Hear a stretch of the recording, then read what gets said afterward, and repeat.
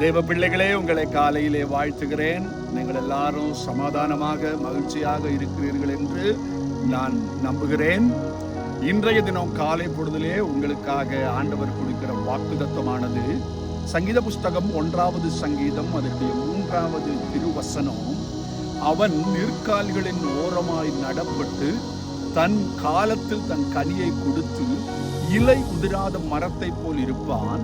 அவன் செய்வதெல்லாம் வாய்க்கும் என்ற வார்த்தையின்படி இன்றைய தினம் நீங்கள் செய்வதெல்லாம் வாய்க்க தேவன் உதவி செய்ய உங்களுக்காக நான் வேண்டுதல் செய்கிறேன்.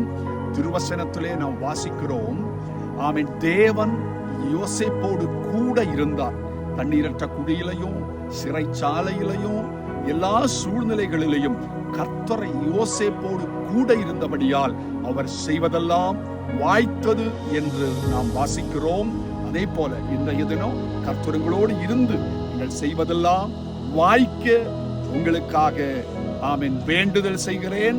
கர்த்தர் இந்த வார்த்தை உங்கள் வாழ்க்கையிலே நிறைவேற்றுவாராக.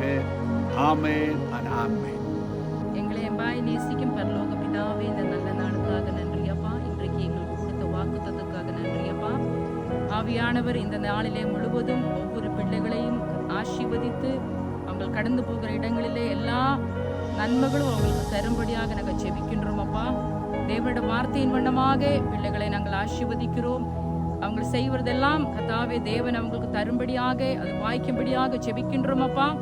யோசேப்போடு கூட இருந்த தேவன் ஒவ்வொரு பிள்ளைகளோடு கூட இருக்கட்டும். எந்த இடத்திலே இருக்கிறார்களோ, இல்லத்திலே, வேலையிலே, பள்ளியிலே இருக்கிற எல்லாவரையும் தேவன் தாமே ஆசீர்வதித்து அவங்க செய்வதெல்லாம் சாதிக்கும்படியாக நாங்கள் ஜெபிக்கின்றோம் அப்பா. கிருபை பிள்ளைகளை தொடரட்டும், பாதுகாத்துக் கொள்வீராக. தாழ்த்தி உடைய கருத்திலே தருகிறோம். இயேசு மூலம் ஜெபங்களும் நல்ல பிதாவே, ஆமென்.